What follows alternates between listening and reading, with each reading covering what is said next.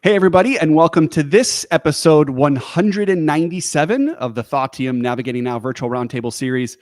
I am Anthony Ewing, CEO, co-founder here at Thoughtium, and your host for today's Virtual Roundtable Series. And we have another really fascinating leader coming to the table today at the forefront of technology and the human experience, which is an area that we love to play in here at Thoughtium.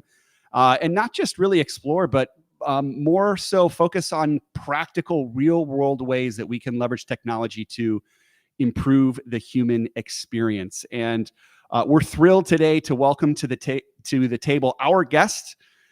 His name is Saranga Pagadala. He is the founder and CEO of DesignAI. He's been in this space for quite some time, and he and his team are building an exciting startup, really enabling real estate professionals to design better communities. And we're thrilled to have him a part of today's discussion. So Saranga, it's so good to have you at the table. Welcome. Thank you for having me, Anthony. It's awesome to be here. Yeah. So one of the things that we like to do here at the roundtable is get to know you. We know that you are a business leader. We know that you're at the forefront of this new technology and AI. But tell us maybe something about you that we wouldn't read on your LinkedIn profile. About me that you guys wouldn't read on my LinkedIn profile. Well, my life before startups, I wanted to play professional soccer. So I went on this journey of trying to go pro, and then kind of dabbled into the startup space. Okay, cool. So you said your passion was soccer prior to getting into the business world? Yep. Okay, cool. What position did you play? I played right back and left back, so on the defensive end. Okay, great. I was a goalkeeper through college, so you were the one that kind of kept us safe, and I was the one that was probably the thorn in your side most of the game. Yep. Get yelled at by the goalkeeper, run up and down the field. That's my job. Yeah. That's so great. So today you are building and leading DesignAI. Tell us a little bit about this organization and your mission. Sure. DesignAI, we're on a mission to build the most realistic virtual tours for real estate professionals. But even outside of the real estate space, 3D modeling and the idea of visualizing what something can look like in a digital world is kind of what we're going after. Yeah. And I understand the real estate market in general is going through a lot of changes, both from the regulatory perspective, as well as just kind of the customer experience perspective. What have been the biggest shifts that you've seen in the real estate market over the course of the last, 12 to 24 months? Yeah, I mean, as a real estate agent myself, I understand that in that segment of the industry really well. And with NAR coming out with new laws or rules around how real estate agents need to get paid, it kind of shifts the dynamic or the focus of how property owners are looking to get their property sold, or how they go through this buying process. And so what we're seeing is that real estate agents in general have to come up with a new pricing model or a new way of partnering with these homeowners. So that's a big thing that people have been talking about in this industry. Yeah. And, as somebody who's bought and sold homes in the past, 20 years or so, I've also been on the consumer side of things. And I've known that the consumer experience has shifted quite drastically. What are some of the big shifts that you've seen in the way that we, interact with our real estate professional, or the way that we buy or sell homes today as consumers?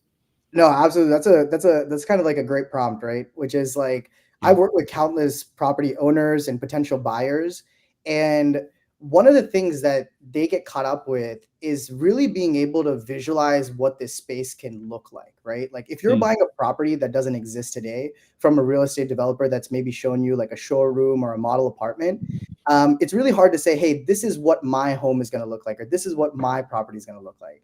And so that's the gap, or the gap that we're trying to fill, is by working with, architects, interior designers, furniture manufacturing companies, real estate agents, real estate developers. We can kind of build this cohesive platform where consumers can really get an idea of what the space is going to look like before any building starts to happen. I love that. It's interesting. I almost liken it to yesteryear when like the paper resume was the predominant tool that we used to get a job. And today, the expectation is that, you're able to represent yourself in more of a dynamic multimedia way, whether that's, your LinkedIn profile or some sort of, online portfolio, if you will, that allows prospective employers to truly see, what they're investing in, if you will. And I see the same thing in real estate where like the MLS listing is kind of like that paper resume that nobody looks at.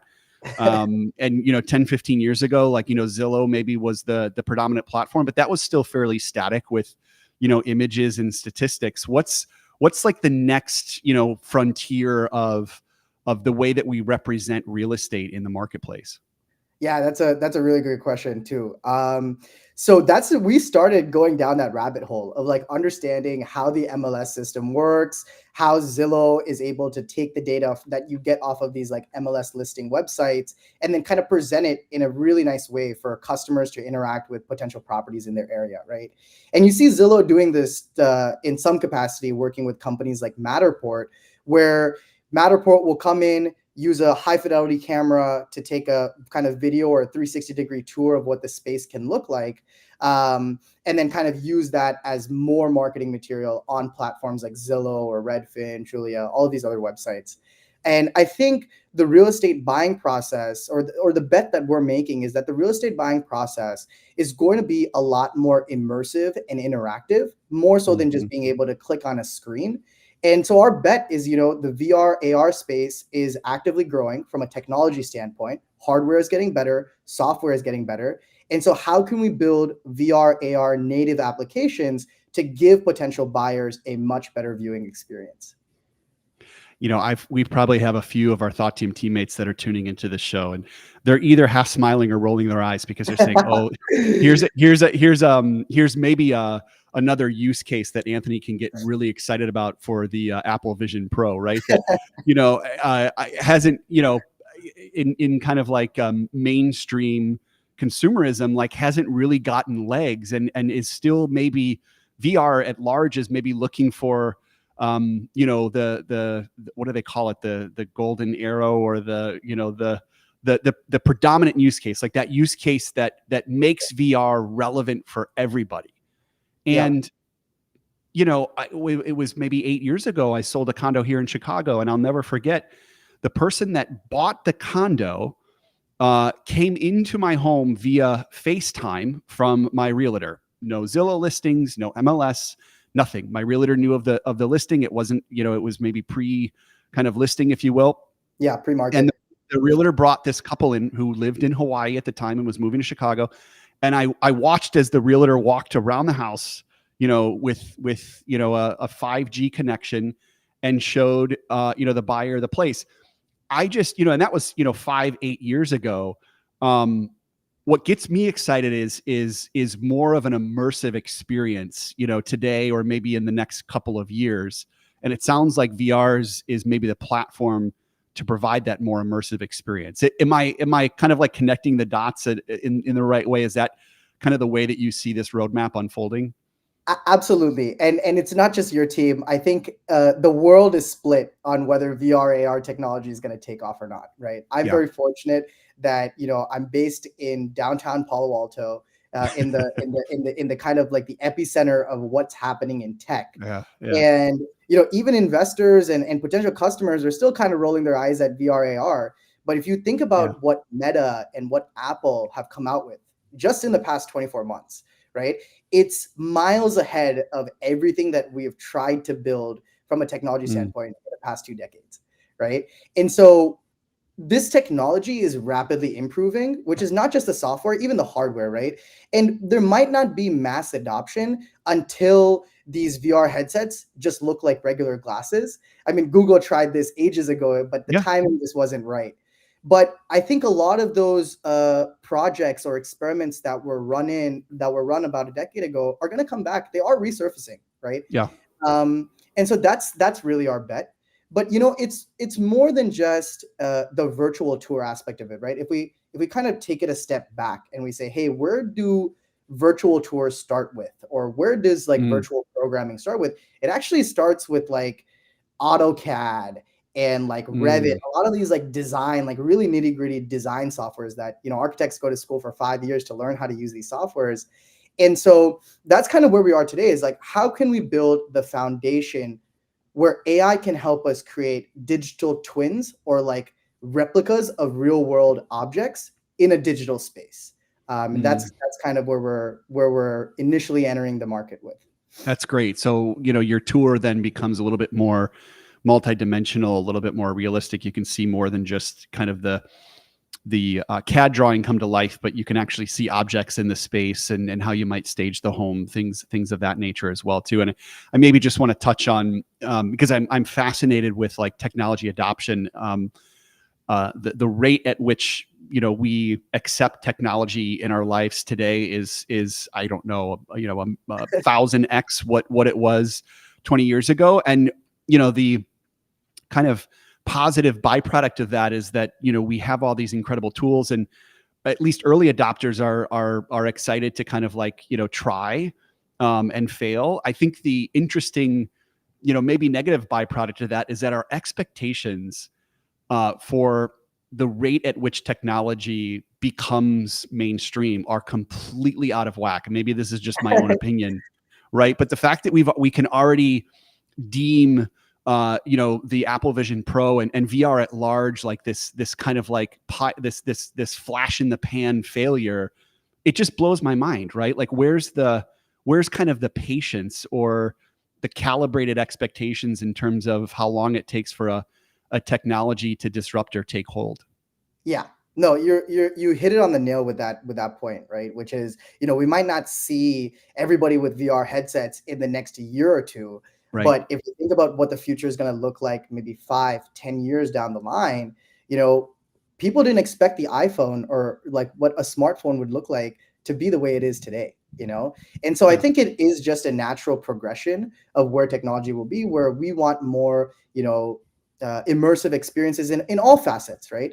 Yeah. And so we're talking about real estate specifically because my team, my team's my team and my parents and everybody in our ecosystem has a real estate background, and that's how we see us entering the market.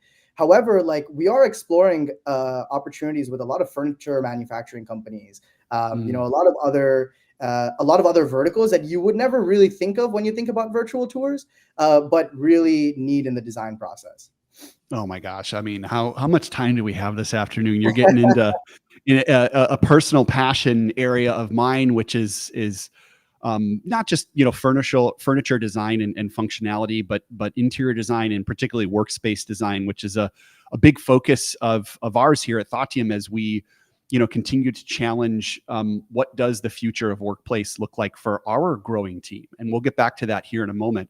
But I think one of the things that, you know, you just touched on, Saranga, is this idea of leveraging technology, not just as a proxy, but as a way for us to continue to push the way that we think about things, right? It's not necessarily, are we adopting it or not? It's, are we allowing technology to continue to move the needle or the endpoint or the outcome? So for us at Thoughtiem, you know, our mission is to design and deliver human-centered experiences that inspire growth. So we are all about creating and facilitating great human-centered experiences. And in so many cases, that requires us to, you know, understand and know and accept technology as part of the human experience. And in this case, what gets me so excited is that you can take something like AI that has been, you know, it has been demonized a bit, right? It's in the zeitgeist. You know, there's a lot of fear and disillusion around, you know, AI and the future of AI. But for us, an organization that's focused on the human experience, I think it can become this really interesting guidepost for us, something that's not just kind of in the brainstorming space, but something that challenges us to say, hey, how do we improve the human experience, not just leveraging technology, but understanding it, accepting it as part of the human experience, and knowing that for us at Thoughtiem, it could be a huge differentiator to play against it a little bit, to say, hey, like, we're the un-AI, if you will, for human-centered experiences, or potentially to embrace ways that AI or new technologies can support or augment the human experience. And I'm curious if you have, any thoughts on even the role that type of thinking or methodology might play in the way that you create a roadmap for DesignAI. Yeah, absolutely. Here are my thoughts on this, right? Which is, I'm all for remote learning and having a hybrid team. I know we were talking about this before we got started Yeah. a little bit. However, there is so much value in actually being in a workspace. There's a lot of value in being in real life with your team, because it's not just about work and productivity. It's about the relationships that you're building, right? And if I could be in Chicago with you guys here today, I mean, I would love to, right? And so maybe for the next one we can do that. But Yeah, something tells me we would get along well if you were in the same room, that we probably wouldn't leave. for sure, right? And so going back to this idea of like workspace and work design, I mean, I'm talking about it from a technology perspective. Companies like Nvidia and Meta, Google, like Yeah. all these large tech companies invest so much into having a really nice office space where people actually want to come into work, right? Because it's all about fostering this relationship and building a really good cohesive unit in the company organization. And so if that's what these technology companies are investing in, and even outside of technology, like even investment banking offices and consulting offices, they all are a place where you want to go and work, right? Yeah. And so the idea is, during the process of designing what this workplace can look like, a lot of thought and energy goes into saying, hey, how can we make this human experience as good as possible, as positive as possible, right? Yeah. And so that's why architecture firms and interior design firms work very closely with the developers that go in and actually build the office space, let's say. So and our go-to-market strategy is very similar. We want to work with these architecture firms and these interior design firms, understand their challenges and how they want to showcase their ideas to developers, to founders like yourself who are thinking about building an office for your organization, and bring that vision to life even before a dollar goes into actually developing that space. Because as you know, coming up and investing in an office space is very expensive. So that's really where we're seeing a lot of traction, a lot of interest, and where we want to start. Yeah.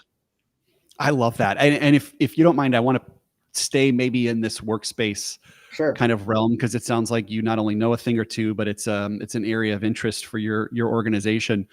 As we think about supporting our employee experience with physical space, which has always been a huge focus of ours. I'll give you an example. We're currently in a set of WeWork offices here in Chicago. That's, co-working space. And, the traditional format is you come in and, they throw you the keys to a couple offices, and, the value prop is that everything's set up for you, the desks and the chairs and all that stuff. For now 8 years, we have essentially designed our own space within within WeWork, right? So, we ask them to take all of the standard issue furniture out, and we kind of clear the space, and we say, how do we design a space that's physically conducive to the type of work we do, which, yes, is, sitting at a desk heads down, but it's also collaboration. It's also facilitation, one-on-one meetings, difficult conversations. We design for all of these use cases. One of the things that I am so fascinated with, and you might, I'm curious if you've got any experience of this, is how technology is allowing us to measure and assess the way that we're using space. So I think it was almost 10 years ago, if not longer, Steelcase, which is, a big manufacturer of office furniture, had a program called Steelcase Futures. And they were using, I believe it was like Xbox 360s. They kind of hacked Xbox 360s to where they were putting these systems in conference rooms and workspaces, and they were getting these incredible insights in terms of how the space was being used, where people congregate, how often were conference rooms breaking out to smaller spaces, and they were able to turn these insights into actionable planning with their architects or their design firms. Tell me about how our space, whether it's in commercial space or even in consumer real estate, might be measured using technology in a way that we can create better, more productive, more functional spaces in the future? Yeah, really good question. So there's a couple of things that come to mind on this topic, right? One is actual foot traffic. So if your office is big enough, or even a home, right? Where do people walk through the most, and how can we make those spaces feel larger so that the space actually feels like there's more room, even if it's in a smaller office. So one is foot traffic that I think people look at. Another thing is lighting. So making sure we get as much natural lighting as possible. It's good for your body, it's good for your mind, helps increase productivity. It kind of not sitting in a basement and making the space actually feel like it's been well done is a big part of architecture and interior design. The actual furniture that you end up sitting on, right? Can you sit on this piece of furniture for an extended period of time without it hurting your back or without it hurting your neck, right? Are there standing tables? A lot of people like standing and working, right? So can I have a desk that's a little bit taller so that people can work standing up? Or, is there a gym in this space? Do people have to leave the office to go use the gym, or can I kind of fit it within my work schedule, right? These kinds of things. Cafeteria food, right? Can we have breakfast, lunch, and dinner, right? Dinner, I think, is maybe a little bit of an extreme, but like breakfast and lunch at least, so people don't have to worry about going and getting meals. And if you want to do coffee chats with a colleague or a potential investor or a client, right? Can we bring them into our space and have them, really understand how this organization functions? It's all about relationship building at the end of the day. And so those are things that come to mind when an architect or an interior designer is thinking about what this space can look like. So your firm is called DesignAI. Your mission is to enable real estate professionals to design better communities. I'm curious. Clearly, there was some intent behind that word communities. You could have easily said enabling real estate professionals to design better homes. Yeah. Tell us about the community piece of that in your organization. So the community piece of it comes from our mission of redefining the way places are built or where people aggregate, right? That could start as granular as your home. It could be a little bit larger, which is the workspace. It could be a community, like a residential community, like where you have a lot of single family homes, or maybe an apartment complex where there's a lot of people that live there. Or it even could be more abstract, which is the way that cities are built. So my co-founder Vinay, his family has been in city planning for the past 2 decades, and so we also have that vision of like, well, when you're looking at the land in a more abstract manner, how can we design towns, townships, cities in a more organized fashion compared to look at major cities like Boston, New York, San Francisco, right? Like the infrastructure that's been here is almost half a century to a century old, right?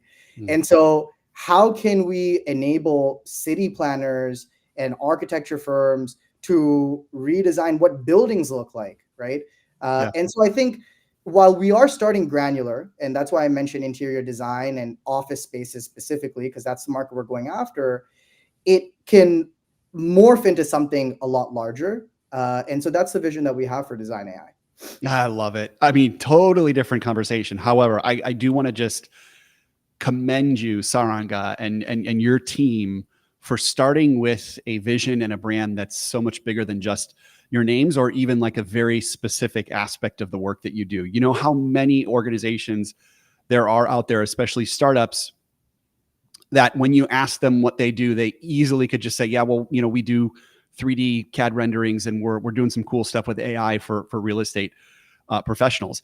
The fact that you start with this concept of building bigger communities within the real estate market is not only smart from like a brand perspective, because you're able to then grow DesignAI into different corners of the marketplace and you're not pigeonholed to a single line of work, but as well, like it's also got to challenge you on a day-to-day basis to wake up and make sure that you've got eyes on designing better communities while you're doing the work that pays the bills, right? For us here at Thoughtium, at the end of the day, we design and facilitate experiences, whether that's leadership development, coaching, workshops. But we have this mission of improving the human experience and delivering these human-centered experiences that inspire growth. And today that could be through the vehicle of a workshop or a leadership development program. But in years, that could be something so bigger and broader and more different that could involve larger communities of people. It could involve physical space and technology. So I do want to I want to commend you for this early on in your organization life cycle to have such an aspirational vision. And I'm curious, maybe, our last question here today is, how do you as a co-founder and a leader of this small and growing organization ensure that vision is in place, when it matters most, or it's at the forefront of what you all do on a day-to-day basis? Yeah, that's a great point. I mean, I've been working on this specific startup for about 3.5 years, and along the way, I've worked with a ton of great founders. And shout out to my two co-founders, Vinay and Fred, who work endlessly and actually making all of these ideas and visions come to life from a technology standpoint. But I think it was really just about us sitting down and having an honest conversation about, even if we failed, right, miserably failed, which is what most startups end up doing. What is something that we can really be proud of, right? What is a mission or a vision that is worth going after, that if everything went to zero, we could say, hey, you know what? This is what we tried to do. It was a really ambitious task, but we can all get behind. And Vinay, Fred, we all had very different upbringings. I grew up in India. So I grew up in a developing economy where infrastructure is not as good as infrastructure here in the US. Fred grew up in San Francisco, where he was able to see like this huge city of San Francisco booming with tech. And Vinay growing up in Florida, which, if you think about 20 years ago, nobody was really moving to Florida. Yeah. Right? It's today where, people are moving and real estate is moving and not. So I think we all come at real estate from a different lens. And this innate belief that if we can build a community that people are attracted to and people want to live in, we can make this world a better place in some capacity. So it was about the founders sitting down and saying, hey, this is what we truly believe in. And I think it's a mission that most people want to get behind, right? Yeah. And as a startup, you're always trying to look for good talent. And good talent means that they want to actually work for something that's meaningful and that's going to help society in some capacity. Yeah. Right. And that starts with our customers, interior designers, architects.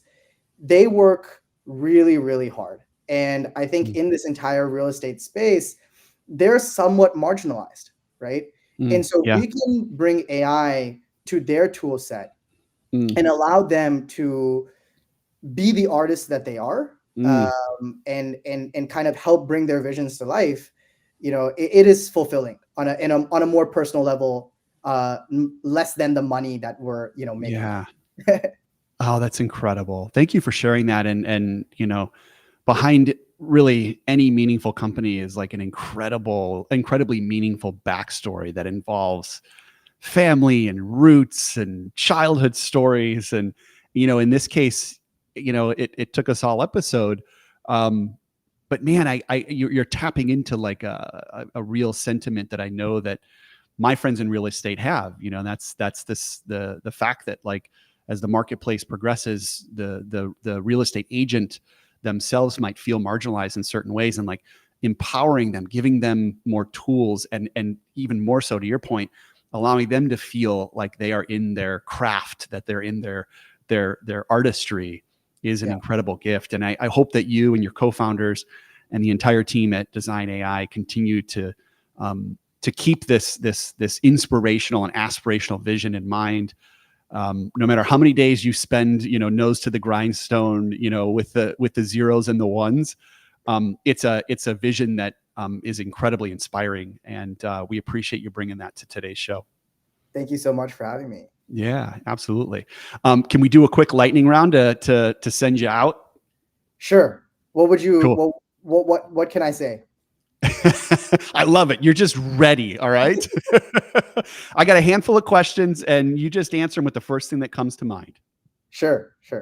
Tell me something that you're reading, listening to, or watching today that you're really geeking out about. And it could be, professionally, personally, whatever. So I'm reading a book called Founding Sales. I was recommended by one of my advisors here at 500.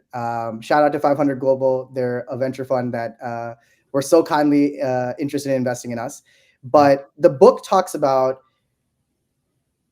taking something like a technology product and getting it in front of real world users and how to grow an organization. So yeah, Founding Sales is a really good book. Ooh, that we are in a business development season. Yeah. And so I think that's a book that we could probably pick up and learn a thing or two as well too. This is one of my new favorite questions, but I've only asked it once or twice, so I'm still working on the packaging of it. In 20 years, Forbes is essentially writing the master's class on leadership development and what it takes to successfully build and lead an organization.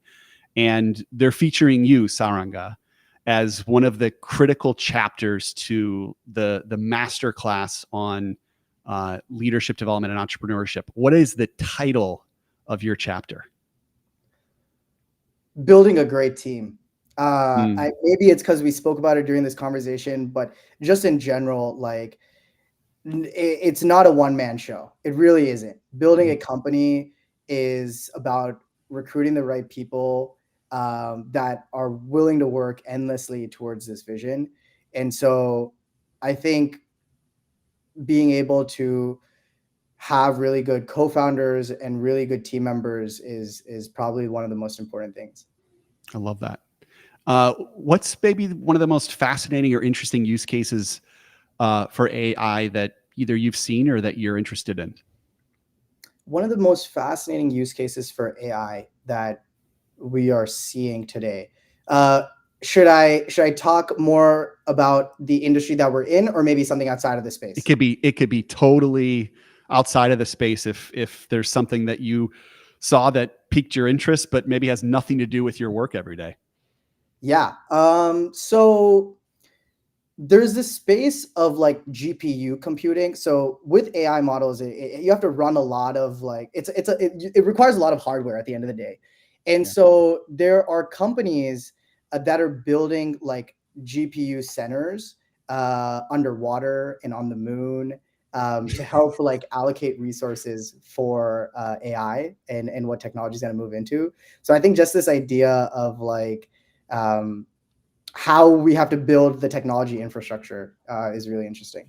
That is super interesting. I mean, a great place to invest, knowledge, money, whatever it might be, right? And it's also like, I love hearing that because it's like, if we are in fact building GPU centers underwater and on the moon, and we think that something like VR is a flash in the pan, it's going to die in the next 12 to 18 months, you're absolutely out of your mind. There's a reason why we're building GPU centers on the moon, right? And it's not to support cell phones or us analog, right, taking notes in a spiral bound notepad. That's just a personal hot take. Yeah. I see. Okay. Same hot take. last question, and this has to do with maybe the future of DesignAI. Today you've got to place a bet that in 8 years, you're a 40-person firm or a 400-person firm. Where would you place your chips?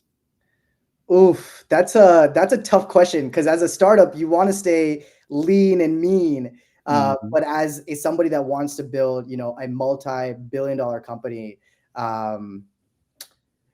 that's a hard question. But yeah, I definitely want to build a global organization. So I'd have to go with the latter half of that, which is 400 plus company for sure. I love that. And I prompts like this really force you as a leader to put forward what's most important. And clearly it's not, if you said you had a very specific number in mind in terms of how large your company wanted to be, I'd say you're probably headed down the wrong path, right? But like this idea of like building a global organization that, that's big, that's aspirational. And I'll go back to the fact that it sounds like you've got incredible co-founders to the left and the right. You've got, a real personal tie to the work and the mission that you do every day. And you've got this, aspirational vision that's guiding your everyday moves. And I just feel like Saranga, those are the most important ingredients to that trajectory. So I want to commend you for, continuing to pave this path for you and your organization. B, I want to thank you for being a part of today's discussion. And C, you are absolutely somebody that I personally want to stay in touch with because I'm just incredibly impressed with the vigor and the prowess that you're able to speak to your organization. We will be rooting for you, and if there's anything that we can do to support or help you out, you let us know. How can people find you? Yeah, that's yeah. So you guys can find me Saranga at DesignAI.co. Thank you, Thaudium, for having us. This has been an awesome opportunity. I think as early stage founders, we're always looking for a way to share our thoughts and bring a voice to the startup community. And so shout out to Thaudium and Navigate Now for kind of hosting this podcast. And yeah, thank you so much for having me. Of course. Thank you for being here. And we will stay in touch. So appreciate you. All right. We want to thank everybody for joining this episode 197. As a reminder, we go live every Thursday, 3 p.m. Central. You can find today's episode and previous episodes at thoughtteam.com/live. I got to tell you, every Thursday afternoon, I step away from this camera and these discussions more and more fired up, not just about the work that we do here at ThoughtTeam, but about the industries that we play in and the leaders, particularly the young leaders that are coming up, that are just, whispering in our ear, like, hey, keep pushing things, keep challenging the way that you think about things, and keep your vision big. And that's something that I took away from today's discussion. And hopefully you all took a thing or two away as well. So find us at thoughtteam.com/live. Otherwise, we will see you next Thursday at 3